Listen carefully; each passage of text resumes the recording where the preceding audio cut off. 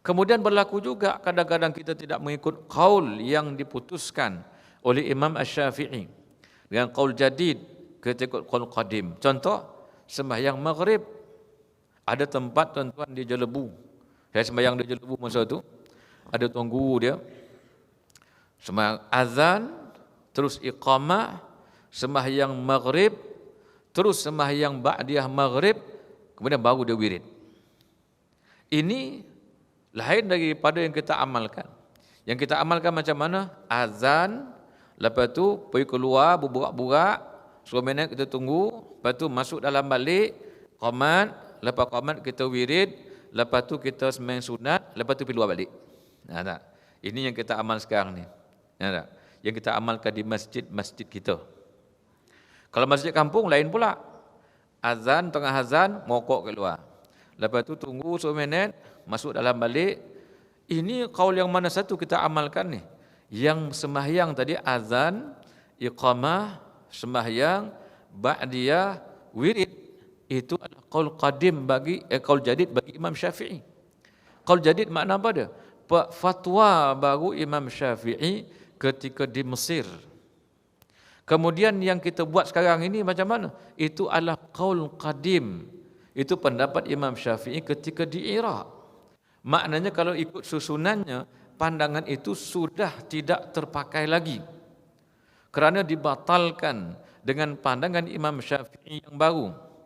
Namun siapakah yang mentarjih pandangan ini yang perlu kita pakai? Inilah mujtahid-mujtahid, di antaranya Al-Imam Nawawi yang dikatakan sebagai mujtahid tarjih. Kehebatan dia sangat luar biasa tuan-tuan. Lupa nak kahwin. Tanya ada orang, bila kahwin Syekh? Orang terfikir, kahwin ya. Beza dengan kita sekarang. Dah otak mikir nak kahwin ya. Tapi yang ni tak. Kerana apa dia? Kerana talazzuz, berasa lazat, berasa sedap dengan nikmat ilmu. Ini Imam dahulu. Allah kasih dia berbagai karamah. Tuan-tuan boleh tengoklah sejarah Imam Nawawi. Karamah ni ada pada ulama ahli sunnah. Lain pada ahli sunnah saya tak jumpa lagi tuan-tuan. Tak jumpa lagi. Kalau tuan jumpa tak tahulah. Yang bukan ahli sunnah, yang menolak kewalian, maka mereka tak ada wali di sisi mereka. Tak ada. Wali nikah ada. Wali yang punya karamah ni tak ada. Sebab dia pun tak terima.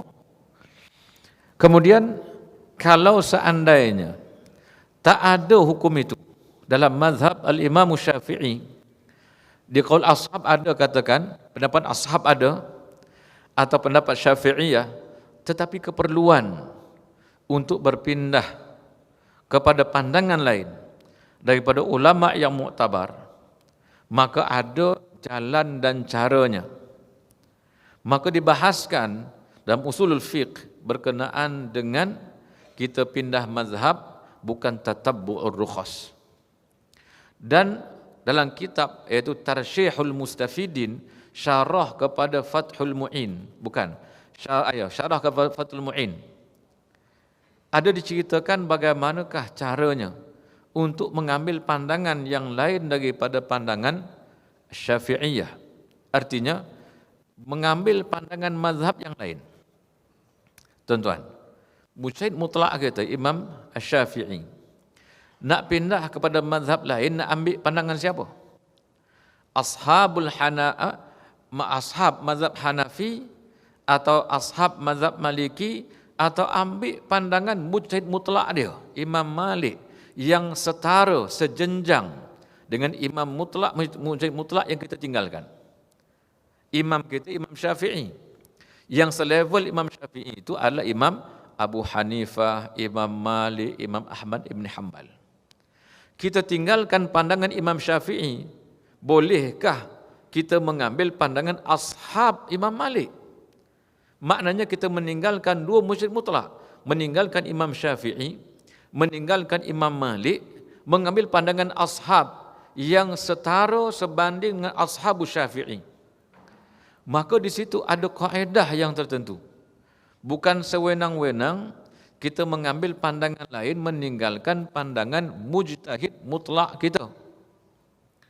Kita tinggalkan mujtahid mutlak Imam Asy-Syafi'i.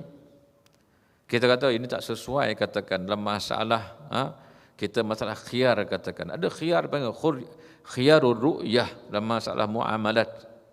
Mazhabnya mazhab Imam Malik. Ada keperluan atau tidak? Ada keperluan zaman sekarang yang banyak orang pakai food panda. Khiyar terjadi setelah melihat benda yang sampai. Ini panggil food panda ni kan. Mazhab Maliki ada membahaskan. Jadi keperluan ada atau tidak? Ada keperluan untuk berpindah mengambil pandangan mazhab Imam Malik. Tapi apakah mengambil pandangan Imam Malik sendiri selaku mujtahid mutlak dia, atau mengambil pandangan daripada ashab Imam Malik? Maka ada susunan-susunan cara-cara untuk kita mengambil pandangan lain. Maka semua itu tetap ahli sunnah, masih kerangka ahli sunnah, cuma kita memperincikan sahaja dalam mengambil pandangan yang masih dalam kerangka ahli sunnah, keluarga ahli sunnah, tapi ada adab yang tertentu. Contoh saya katakan, kalau kita katakan satu kampung kita, kampung ni istilah Negeri Sembilan, tuan, bukan kampung yang besar. Rumah kita di kampung tu, satu tanah 2 ekar tu, dikira kampung lah. Macam istilah kita kata kambing masuk kampung.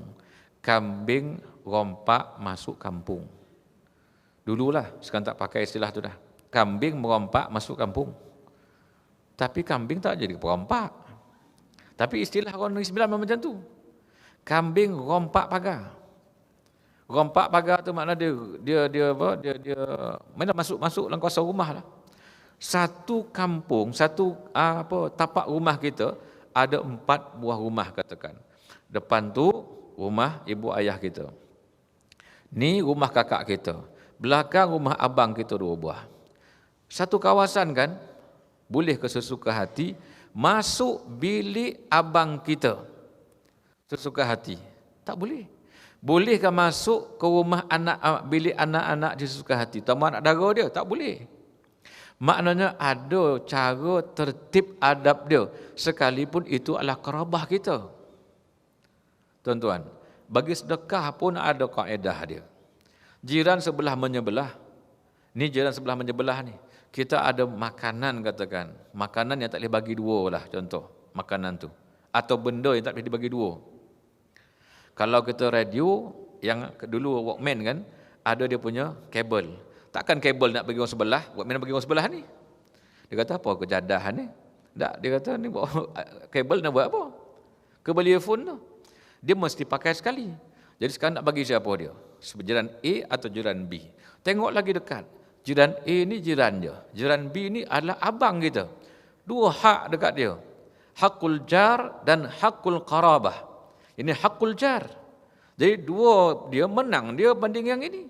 Maka dahulukan yang ini berbanding yang ini. Ni abang, ini bapak. Siapa lebih besar? Bapak kita. Jadi bagi siapa? Bagi bapak kita lah. Jangan bagi abang kita kalau benda tak nak pisahkan. Kenapa? Dia banyak hak dekat situ. Demikian ketika berpindah ke mazhab lain. Bukan semudah itu kita kata, saya nak ambil mazhab lain lah. Saya nak ambil mazhab lain. Kita ambil semayang satu mazhab lain, kita nak semayang mazhab lain, kita nak apa lagi? So mazhab kok campur-campur. Akhir jadi macam mana? Talfiq. Menindih mazhab. Bila menindih mazhab ni ada lagi perbahasan-perbahasan yang panjang lah. Baik.